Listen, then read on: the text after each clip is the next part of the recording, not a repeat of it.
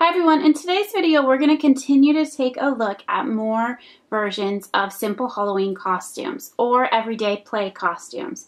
So I have a nice little spread in front of me right here, a variety of types of pieces mixed and matched. So you can see up in this top corner we have the flower that we demonstrated last time using a shirt and leggings as the base and an added headpiece to really pull the costume together. And then over here on the right we have this costume that we designed to look like a minion. And we've used simple basic pieces, the mini skirt, the t-shirt, a hood, and this cute little bag. It's all demonstrated and illustrated in the free tutorial series that's on the Pixie Faire blog, so you can see how we put this together. But this is a great example of using simple basic patterns to create something once you pull it all together and add a few embellishments or your color scheme is chosen. But it really pulls it together and has a very cute costume look that really was not complicated at all.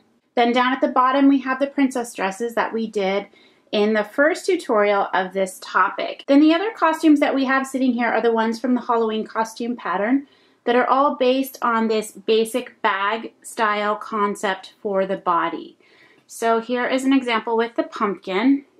It is just two rectangles sewn together, elastic at the top and the bottom, and there are holes on the side for the arm opening. So it creates a puffy look that sits on the body of the doll, and then you can use your fabric choices and embellishments to create a variety of different types of costumes. So this one looks like a pumpkin. We have the pumpkin face, it's orange fabric. We have the added accessories on the top to create the leaves around the neck, and the hat looks like the stem or the top of the pumpkin. Now for the ladybug, this is just a different fabric choice, and we've gone ahead and just attached felt spots to create a spotted body look. And then we add a little bit different accessories, a pipe cleaner headband that looks like her antenna, and then the wings that we've made out of the flexible wire, and a pair of polka dot tights or pantyhose that just slips right over. And then that sits on the back of the doll, and together it all comes together and has a very cute ladybug look. The alien costume is a fun one. This one is just a polka dot ribbed knit fabric, and then the pieces that go with it. We have a very sparkly set of t-shirt and leggings that go underneath to look a little bit metallic, kind of like a robot. So you have your alien robot.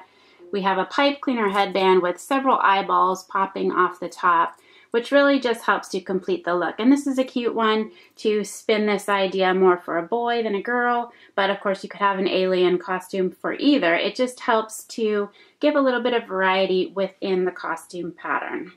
And another great idea is to take any of the mask ideas from that Halloween masks and treat bags pattern, and you could create a variety of masks and then create the bag style body costume piece in coordinating colors. So if we wanted to create a little fox and the fox was black, he could have a black body. If you wanted the fox to have an orange body, you could do a furry kind of material like a velvet or a brushed velvet or a fleece, create the bag style body, and even sew on a white oval to create that tummy portion that's usually white, and then you have a more completed fox look. So you could do that with a penguin mask, a kitty cat mask, a puppy, any other little animals, even a sheep or a little pig. There's so much variety you can do with a basic mask done in the right colors and the basic body done in a coordinating way to finish the whole thing off. Now all of these ideas can be done for any size doll. As we modify patterns, you can use some of those basic pieces, t-shirts, leggings, dresses, tank tops, the Halloween costume pattern itself as it's modified to fit the smaller dolls. So here is an example of a modified version of the Halloween costume that we did for Welliewishers, and this is the tutorial that we'll continue with throughout the rest of this video, is taking this basic bag body style and turning it into a cute puff of cotton candy with an added little cone hat that gives her the look of being cotton candy but upside down. To make the cotton candy costume, you're going to need just a few simple things to modify the existing Halloween costume pattern. So we've cut out the basic body in this pink fabric, and this is like a neon pink burnout knit fabric. So we have that cut out and ready to sew, and then the added things we have are a glue gun and some batting, and this is just fluffy batting. This is white, and then we also have some stretch cord. So you can use elastic thread. This is beading cord, which is clear and stretchy, and some paper to create the cone. Then we have a glue gun. You can use any type of glue to adhere the batting to the fabric. Depending on how long you want to wait to have it dry. Glue gun dries really fast, but you could use tacky glue. You could just tack it down in a few places with some hand stitches. Any of those options will work great. All right, so we followed the pattern to create this body pattern piece, and we've gone up to the point where we've created the casing on the top and the bottom, but the elastic has not been threaded through yet. It will be easier to attach all of this batting before we gather up the top and the bottom and the fabric is all scrunched up. So you can see here I have this sitting on a sleeve board so that I can spin it as I'm attaching the batting around the body of the bag. So here's a side seam, and you can see how we have that armhole left open and top stitched around that opening. So on this side is the front, and on this side is the back of the costume. So I'm simply going to take my batting, and I've divided it out and stretched it apart, and I'm just going to lightly put little drops of the hot glue or any type of adhesive on the fabric, and then I'm just going to set this down.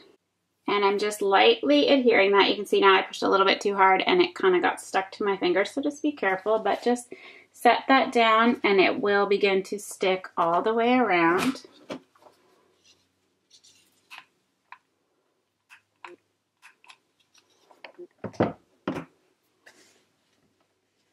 And we're doing this light and airy, and now you can see why I chose a pink fabric. So that gives this the look of pink cotton candy through the batting. If you have spray paint or some other type of maybe a glitter spray paint, you could spray your batting before you attach it and give it a little bit of a color sparkly sheen to it that looks like cotton candy, and then you could do a variety of colors on just a white backing. But for this we've used this brighter color, and then I'm just simply stretching this across and sticking it down.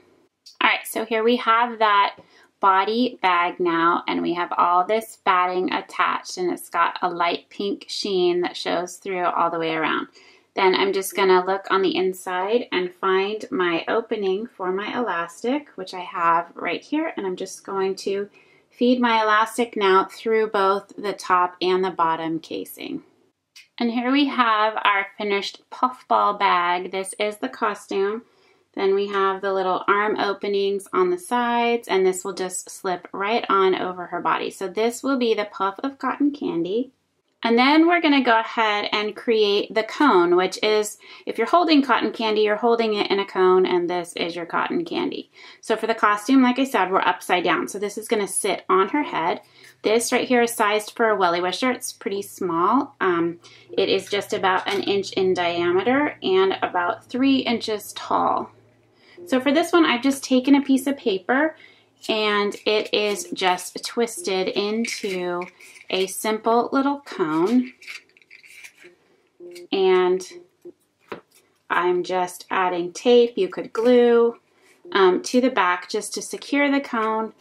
And then on each side, I've just gone ahead and poked a small hole, and this is just a thicker cardstock. So I have a small hole on, and I'm just going to feed that in on both sides. So I'm just going to push that in through the hole, hold it, and then come around the other side. And this is an 11-inch piece of this elastic cording. Then once I have this strung through, I'm just going to tie this in a knot, which will stay hidden inside this little cone. This cord's pretty stretchy, so if I stretch it pretty tightly, it ties a nice tight knot. And then when I pull this, I can trim off those extra strings, but this becomes the part that will stretch around her head. So this will just sit up on her head, and then this part goes under her chin.